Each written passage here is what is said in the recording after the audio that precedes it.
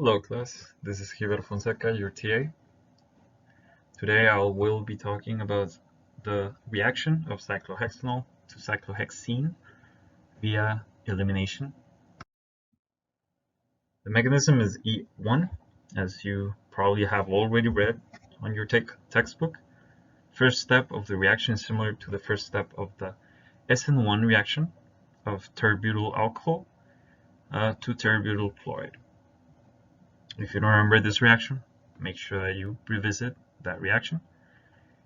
But in both reactions, the first step in the mechanism is the protonation of the hydroxyl group. Water becomes a good, that hydroxyl group becomes a good leaving group as water, and a carbocation is formed. So a good question to ask yourself is, why doesn't cyclohexanol undergo substitution? Well, it not only has to do with the reagents that we use, but also the fact that this cyclohexanol is a secondary alcohol, right? So here's the reaction. This is cyclohexanol in sulfuric acid, and heat should undergo elimination. Elimination meaning this group is going to leave, and the hydrogen over here that you cannot see is also going to leave as water, right? The good leaving group. With an overview of the reaction, again, this is a hydrogen that should leave, and then this is a leaving group, and an alkene is formed. We call this the beta hydrogen, and we call this the alpha carbon. Elimination reactions are important to make alkenes. The term elimination describes the fact that a small molecule is lost or removed during the process. Right? It's not really lost, it's just it becomes part of another molecule, foreign to the main carbon skeleton, right? But this is the important part. A 1,2 or beta elimination indicates that the atoms are adjacent. So this is 1 and this is 2. So then the double bond is between 1 and 2. And so beta elimination refers to that fact, that you have an alpha carbon and then you have the contiguous, the adjacent beta carbon here. So then this is the beta hydrogen.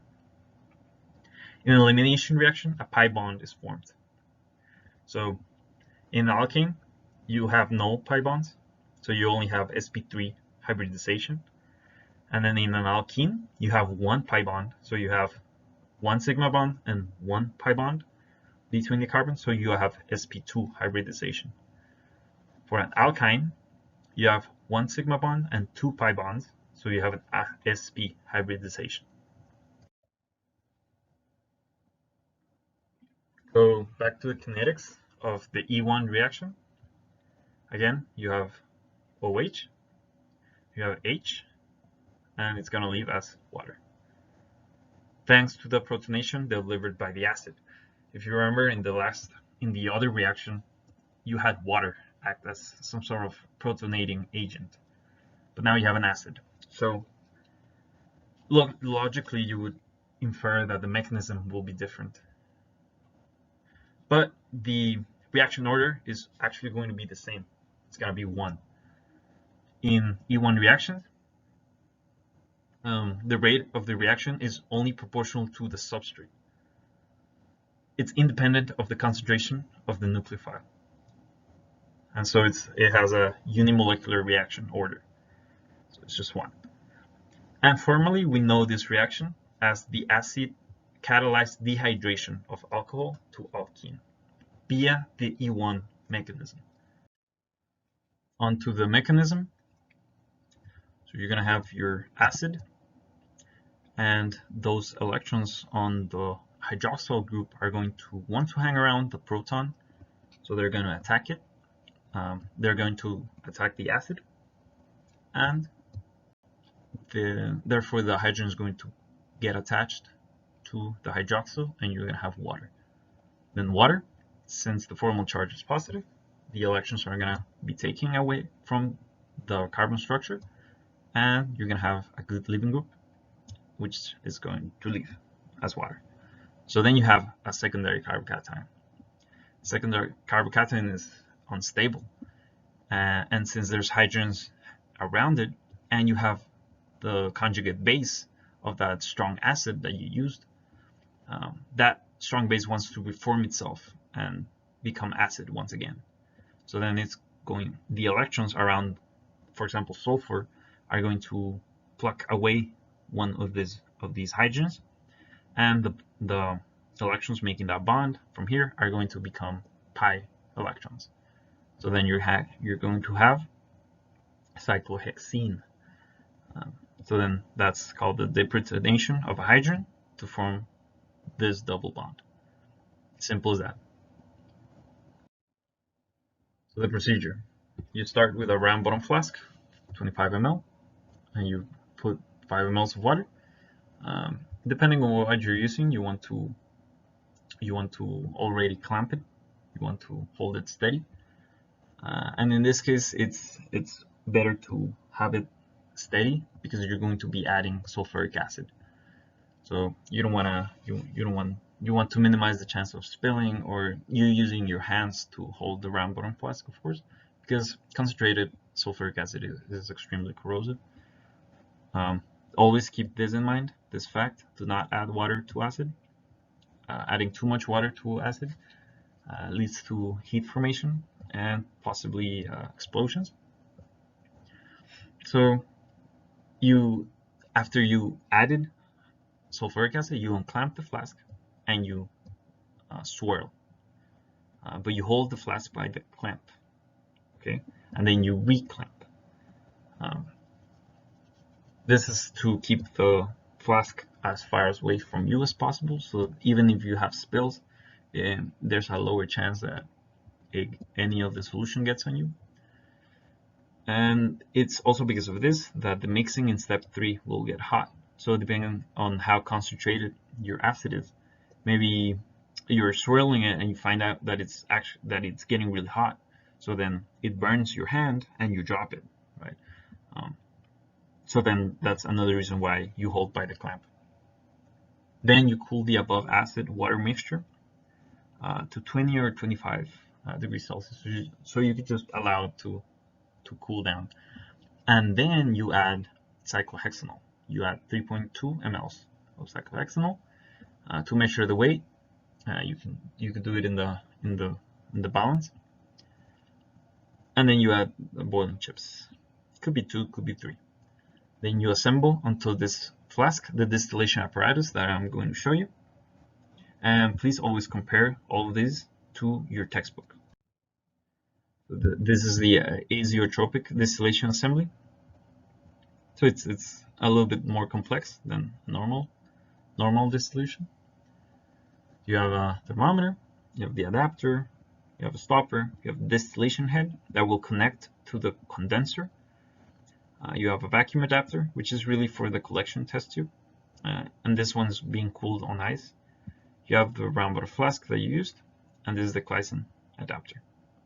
Claisen adapter, I would say, is the most important. Well, the second most important after the condenser, but it's really important because it'll connect to the rest and to the thermometer, which will always keep you informed of what the temperature there is. This is another illustration.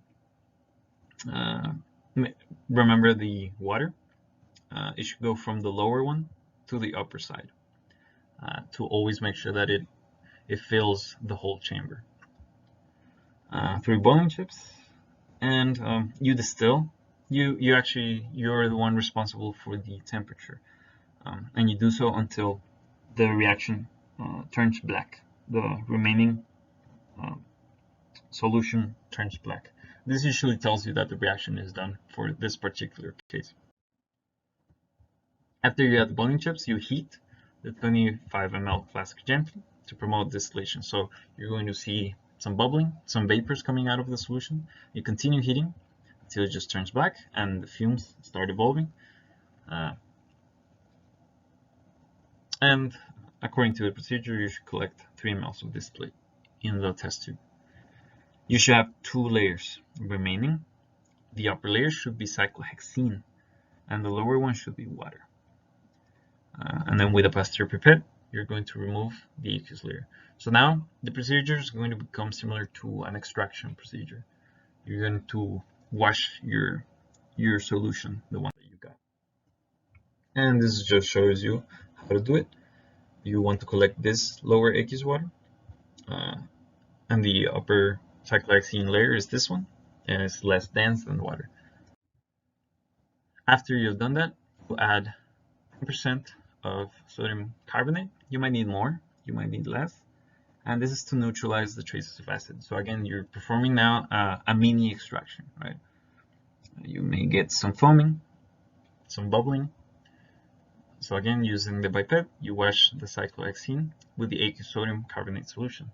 So you pull some of the solution into the pipette, and then you squirt it back, and then back and forth, and you do that several times to make sure that you really wash it well. And you might actually do these steps several times, depending on how well you want to perform your extraction. So again, there's another illustration of that. You pull all of this back, and then back, and then you do that several times, and this sodium carbonate should react with the excess sulfuric acid remaining in this cyclohexane organic layer. After you've done that, finally you remove the aqueous sodium carbonate and you add 1 ml of tap water. The tap water is to remove the aqueous remaining, the ionic components that might still be there, be it sulfuric acid, be it sodium carbonate. So again, there could be some sodium carbonate still, so you're gonna wash with tap water to get rid of that, to extract that, right? So you remove the basic wash layer, and then you add water, and you wash to make sure that all of the basic wash layer is gone.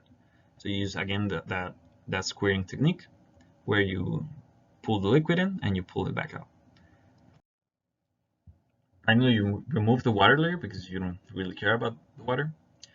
And to make sure that all the water is gone, you add 0.5 grams of anhydrous calcium chloride, and you swirl for 20 minutes.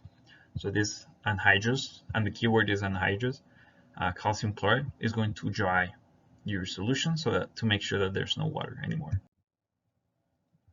An illustration, you have your organic layer of cyclohexene, hopefully cyclohexene, and you have your aqueous layer, and then you add, after you get rid of this layer, you add 0.5 grams of anhydrous calcium chloride, and this should dry your solution.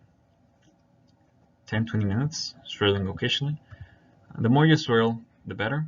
You could actually collect this and then add, if you had a solvent, you could add more of the solvent to make sure that you remove more of the cyclohexene.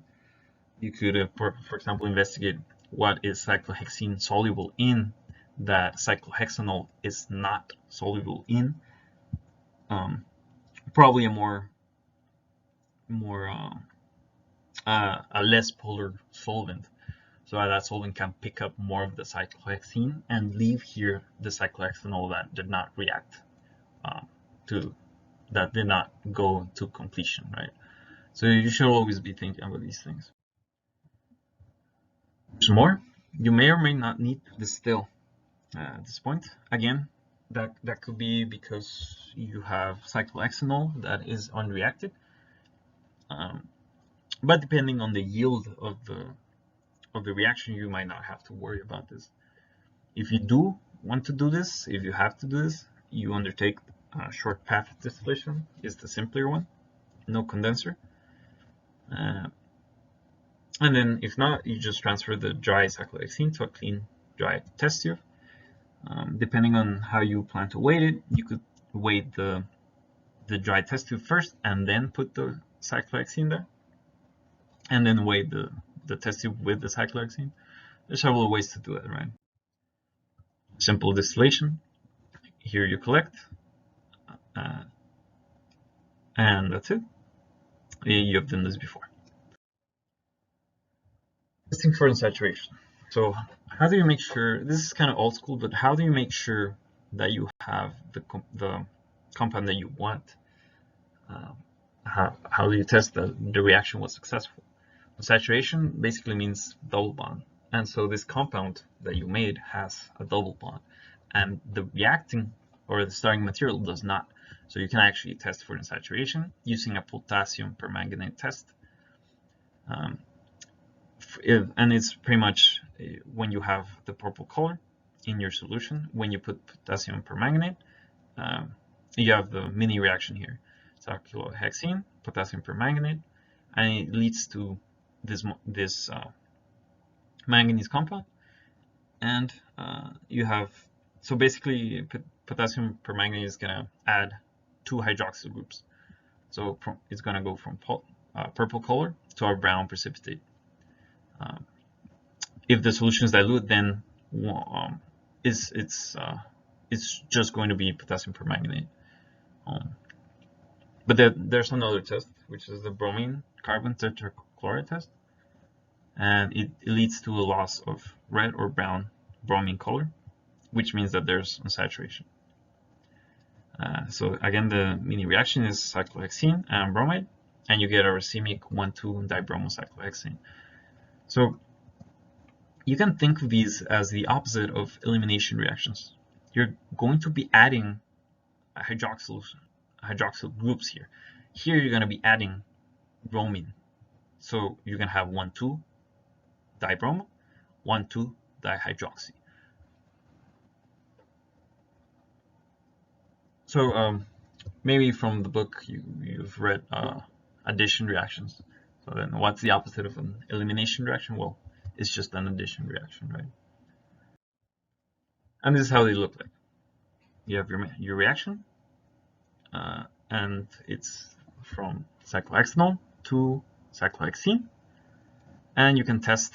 Oh, right, these are called qualitative tests, and we don't really do these anymore. We do IR and NMR, but these are quick tests that you can do, especially if you don't have such sophisticated equipment to perform NMR or IR. And it's pretty much this. You do bromine in carbon tetrachloride. And here's much more simpler. You just add potassium permanganate.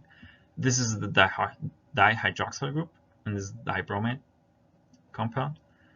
And this is what you get. If you have cyclohexene, you should go from this to colorless. If you have cyclohexene, you should go from this to that colorless solution. Now the safety. Concentrated sulfuric acid is corrosive. It's a reminder. You have to handle it carefully. The dilution of sulfuric acid, you should always add acid to the water, never on the opposite way. It can cause severe chemical burns. So if any of it falls on your hand and you didn't have a glove, you then wash with a lot of water. You often do not notice that spill, and even though it's corrosive, it's not like it's instantly going to melt your hand. It's more that it's the pain slowly sets in, and it's gonna hurt later, and your hand's going to be, or that portion of the skin that got into contact with the acid is going to become red, and it's gonna swell and it's gonna hurt.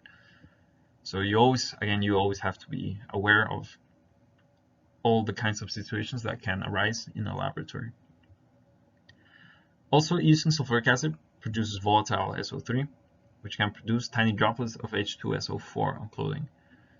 So make sure that you check your lab coat, that you check even your pants as you're working. Not to be paranoid or anything, but especially if you already had a spill in your fume hood and then you clean it up, you should always check yourself as well.